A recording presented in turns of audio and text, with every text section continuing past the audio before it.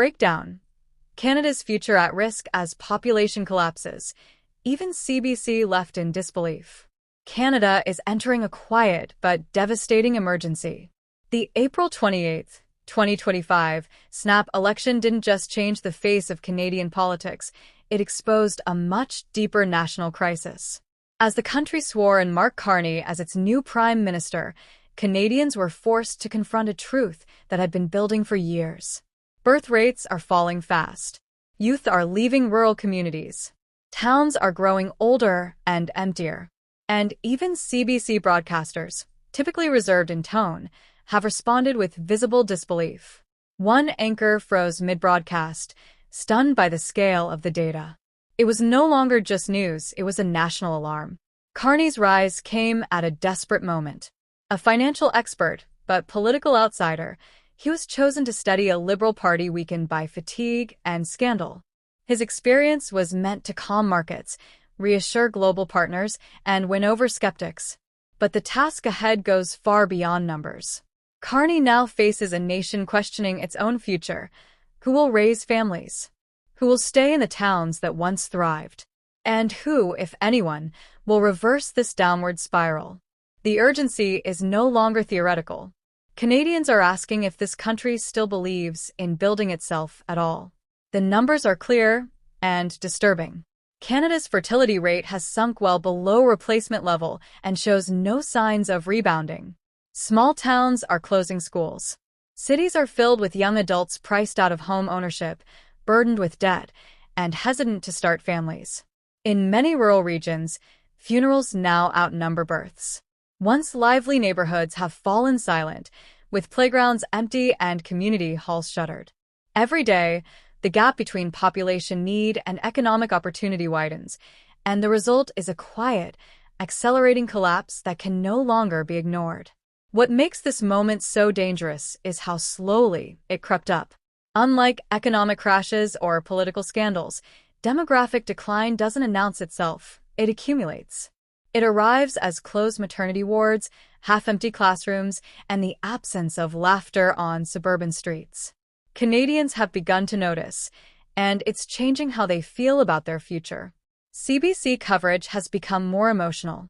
Broadcasters are warning, in clear terms, that Canada is at risk of aging out of relevance. A country known for promise and potential is slipping into retreat, and many fear it may soon be too late to recover. The election debates brought these tensions to the surface. Carney, though calm and precise, offered solutions that felt abstract: childcare credits, housing incentives, targeted tax relief.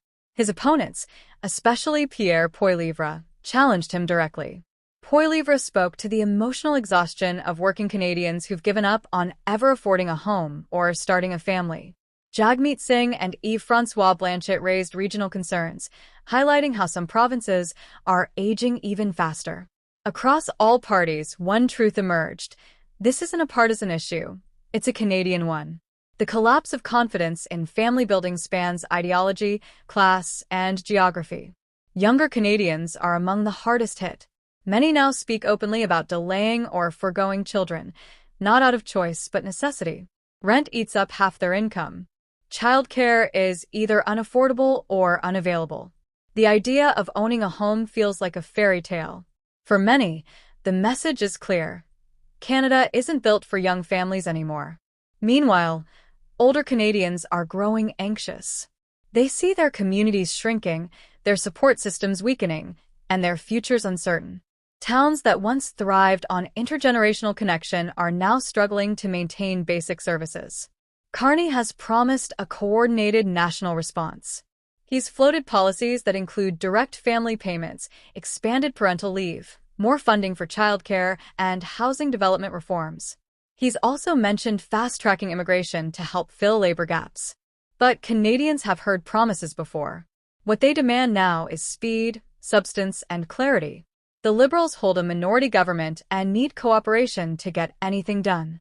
Without decisive, bipartisan support, even the best ideas risk dying in committee rooms while the population continues to shrink. In Indigenous communities, especially across parts of Northern Ontario, the stakes are unique. These communities are younger than the national average, but face chronic underinvestment. Housing is scarce, infrastructure is crumbling, and access to healthcare is limited. If Canada is serious about reversing its population collapse, it must invest in Indigenous prosperity, not as a side issue, but as a central pillar. Respecting sovereignty and uplifting Indigenous youth isn't only right, it's essential to the nation's demographic future. Rebuilding trust in these regions may well determine whether entire provinces can sustain themselves long-term. In Western provinces like Alberta and Saskatchewan, frustrations are growing. Communities that once symbolized national growth now fear stagnation. Many rural areas are losing young people faster than they can replace them. Local leaders want investment, not in vague programs, but in jobs, infrastructure, and housing. Carney has pitched partnerships with provincial governments, especially around energy and green tech, but skepticism remains. Residents want to see schools reopening, families moving in, and economic activity returning, not more studies or announcements. What's different about this moment is the emotional undercurrent running through the country. The collapse of population is no longer just about data, it's about dignity, belonging, and hope. People want to live in vibrant communities, not decaying ones. They want their children to grow up with neighbors and shared experiences. They want schools, corner stores, parks, and playgrounds. They want to feel like their country hasn't given up on building something greater. Right now, too many Canadians feel like they're holding on to a dream that's slipping through their fingers. Canada still has what it takes to change course. It's a rich nation, full of talent, space, and potential. But potential doesn't fill cradles, open schools, or build homes. Without a serious cultural and policy shift toward supporting family life, this collapse will deepen. And as it deepens, so will cynicism. A nation that once attracted dreamers could become a place people leave, not because they want to, but because they have to. Carney faces the test of a lifetime. Will he be remembered as the man who saved the Canadian family, or the one who presided over its quiet disappearance? Canadians aren't asking for miracles. They're asking for vision, leadership, and policies that match the urgency of the moment. They want to know that their efforts to work hard, raise children, and build communities will be met with support, not barriers. They want to see that their sacrifices are part of something meaningful. Because when a country stops growing, it stops believing. And if Canada loses that belief, then the real breakdown won't be measured in birth rates. It'll be in the national spirit itself.